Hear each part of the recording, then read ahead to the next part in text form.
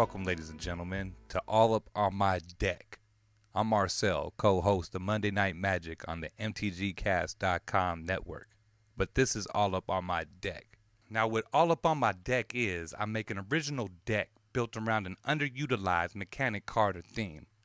I test the deck, post my results, rebuild the deck, retest the deck, rinse and repeat till either I get a refined deck or I consider it a fail. Now, I encourage feedback and will incorporate good ideas in future deck builds. All credit will be given. Now, let's move on to this episode's deck idea. So, the deck being revisited is Poison Proliferate 2.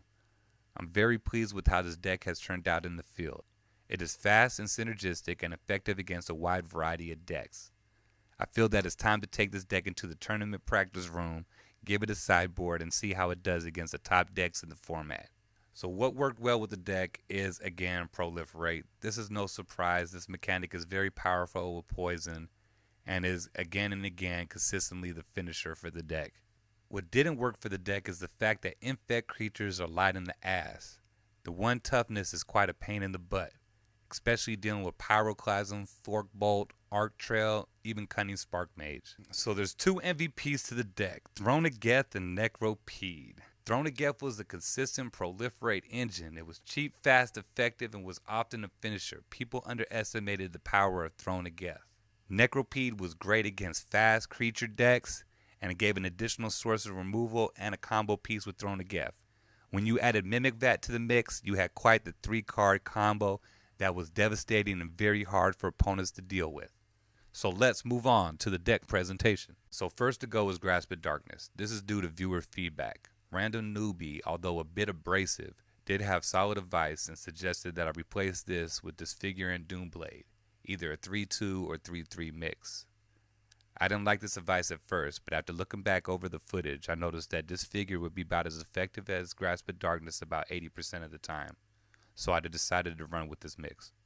So next to go was Plague Stinger. This is not because this is a bad card. This is a very effective 2-drop infect creature with Invasion. I've decided to replace this with the Artifact Infect creature instead, so it could combo well with Throne of Geth. We'll see how that works out in the deck test. I took out one Tectonic Edge and replaced it with Quicksand, which I felt was better main deck. I did have a problem with 6 monocolored lands in this build, but because Grasp of Darkness is leaving, I think it will work out. I took out one Contagion Clasp and replaced it with the Swamp, because this deck really wants to hit his 4th land drop.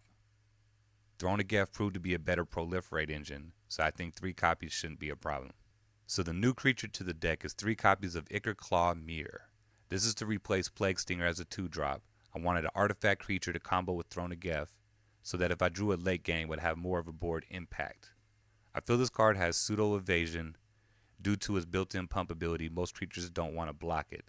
Let's see how it works out there, and this will be a big test for the deck. So I'm running with the 3 Disfigure and 2 Doomblade mix. We'll see if this needs to be a 3-3 mix, but I think this is the right amount. Last but not least, Quicksand and a Swamp. Quicksand was better main deck than Tectonic Edge. It's now a 4-2 mix. And Swamp so that we can consistently hit that 4th land drop, which is crucial for this deck. So let's move on to the sideboards. I'm going to let everybody know now that sideboards are not my strength. This is something I'm still learning after 15 years of Magic. I've mostly been a casual player and just now starting to become more competitive. So bear with me if I don't have the best suggestions. I got 2 copies of Tectonic Edge to deal with Valakut decks and Manlands. This is intended to replace 2 Quicksands. I have 3 copies of Duress to deal with blue-black or blue-white control decks. This is to remove their counter spells, planeswalkers, or mass removal they may have. 2 copies of Ratchet Bomb to complement the 2 copies main deck. This card is very effective against weenie creature decks. It does well against vampires, Boros, and the Holy Relic.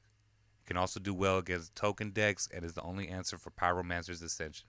There's 2 copies of Sadistic Sacrament to deal with combo pieces. This card is very effective against Holy Relic decks and Eldrazi decks. It's also good against Valakut, taking away the card itself, or the Gia's Revenge or Avenger Zendikar singletons they usually have. So there's 4 copies of Membercide to deal with any problem combo pieces. This is an auto-include against Valakut, blue-black control, blue-white control, Vengevine decks. It deals with a lot of cards that are a problem for this deck to deal with once they hit the board. And last is Consume the Meek. Yes, I'm a little skeptical if this card is going to be too expensive to be effective against the decks that you want to play it against. We'll see in the deck test and if this deserves to be in the sideboard. So it's time to test this deck out. Let's see how it does out there in the field. We will be taking this deck to the tournament practice room, so you will be seeing a lot more competitive decks in the deck test. After testing the deck on the field, it's clear at best it is only a tier 2 deck. It can't consistently beat the top decks in the format, which are Val-to-Cut and Blue-Black Control.